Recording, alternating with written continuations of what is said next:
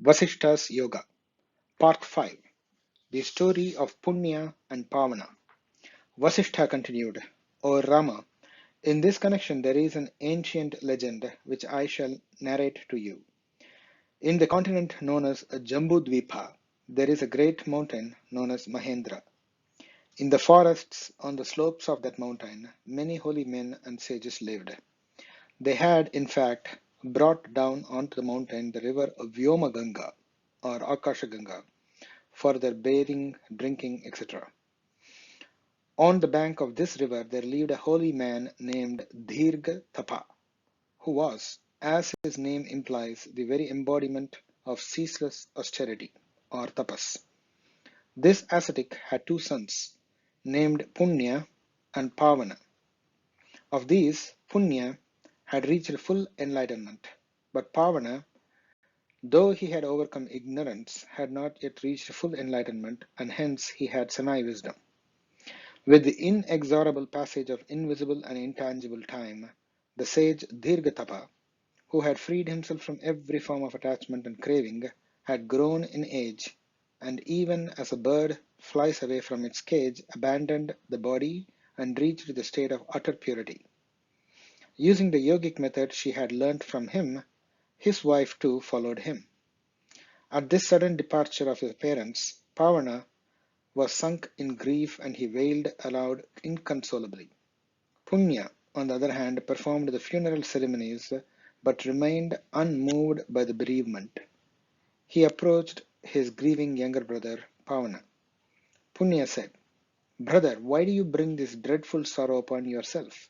The blindness of ignorance alone is the cause of this torrential downpour of tears from your eyes. Our father has departed from here along with our mother to that state of liberation or the highest state, which is natural to all beings and is the very being of those who have overcome the self. Why do you grieve when they have returned to their own nature? You have ignorantly bound yourself to the notions of father and mother, and yet you grieve for those who are liberated from such ignorance. He was not your father, nor was she your mother, nor were you their son. You have had countless fathers and mothers. They have had countless children. Countless have been your incarnations.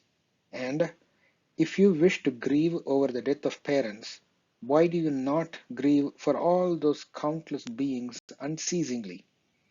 Noble one, what you see as the world is only an illusory appearance. In truth, there are neither friends nor relatives. Hence there is neither death nor separation. All these wonderful signs of prosperity that you see around you are tricks, some of which last for 3 days and other for 5 days. With your keen intelligence, inquire into the truth.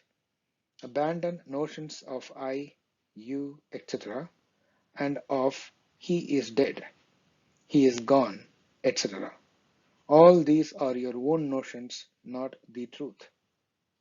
Punya continued, these false notions of father, mother, friend, relative, etc. are swept aside by wisdom as dust is swept away by wind. These relatives are not based on truth. They are but words. If one is thought of as a friend, he is a friend. If he is thought of as the other, he is the other. When all this is seen as the one omnipresent being, where is the distinction between the friend and the other? Brother, inquire within yourself. This body is inert, and it is composed of blood, flesh, bones, etc. What is the I in it?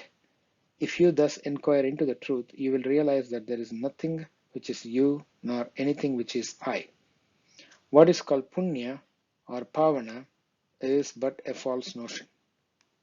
However, if you still think I am, then in the incarnations past you have had very many relatives. Why do you not grieve for their death? You had many swan relatives when you were a swan, many tree relatives when you were a tree, many lion relatives when you were a lion, many fish relatives when you were a fish. Why do you not weep for them? You were a prince, you were a donkey, you were a peepal tree, and then a banyan tree.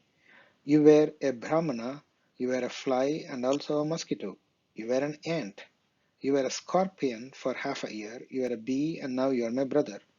In these many other embodiments, you have taken birth again and again countless times. Even so, I have had very many embodiments. I see them all, and your embodiments too, through my subtle intelligence, which is pure and clear visioned. I was a bird, a crane, a frog, a tree, a camel, a king, a tiger, and now I am your elder brother. For 10 years I was an eagle, for 5 months I was a crocodile, and for 100 years I was a lion. Now I am your elder brother. I remember all these and many more embodiments I have passed through in a state of ignorance and delusion. In all these embodiments there were countless relatives. Whom shall I mourn? Considering this, I do not grieve. All along this path of life, relatives are strewn like dry leaves on a forest path. What can be the proper cause for grief or joy in this world, brother? Let us therefore abandon all these ignorant notions and remain at peace. Abandon the notion of the world which arises in your mind as the I, and be still, neither going up nor falling down. You have no unhappiness, no birth, no father, no mother. You are the self and nothing else. The sages perceive the middle path. They see what is at the moment they are at peace. They are established in witness consciousness. They shine like a lamp in darkness, in whose light events happen. Vasishta continued, thus instructed by his brother, Pavana was awakened. Both of them remained as enlightened beings endowed with wisdom and direct realization. They roamed the forest, doing what they pleased but without blemish. In course of time, they abandoned their embodiment and attained final liberation, as a lamp without fuel. Craving is the root of all sorrow, O Rama, and the only intelligent way is to renounce all cravings completely and not to indulge them. Even as fire burns all the more fiercely when fed with fuel, thoughts multiply by thinking. Thoughts cease only by the extinction of thinking. Hence, ascend the chariot of non-thinking, and with a compassionate and limitless vision behold the worlds sunk in sorrow. Arise, O Rama. This indeed is the Brahmanic state, pure, free from craving and from illness. Attaining this, even one who has been a fool is freed from delusion. He who roams the earth with wisdom as his friend and awareness as the female companion does not become deluded. There is nothing of value in the three worlds, nothing that one may wish to have which cannot be had by the mind free from craving. They who are cured of the fever of craving do not subject themselves to the successive rise and fall inherent in embodied existence. The mind attains fulfillment only by utter dispassion, not by filling it with the desires and hopes. To those who are devoid of any attachment or craving, the three worlds are as wide as the footprint of a calf, and a whole world cycle is but a moment. The coolness of the ice pack on top of the Himalayas is nothing compared to the coolness of the mind of the sage free from craving.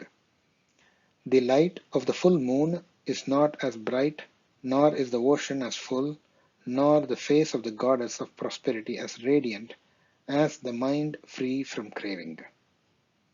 When all the desires and hopes, which are like the branches of the tree of the mind, are cut down, the mind resumes its own nature.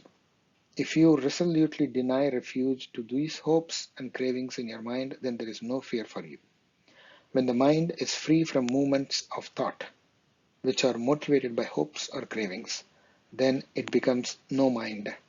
That is liberation. The thinking that is brought about by hopes and cravings is known as vṛtti, movement of thought. When hopes and cravings are given up, there is no vṛtti either. When the aggravating cause is removed, the effect ceases to be. Hence, for restoring peace to the mind, remove the disturbing cause, which is hope or craving.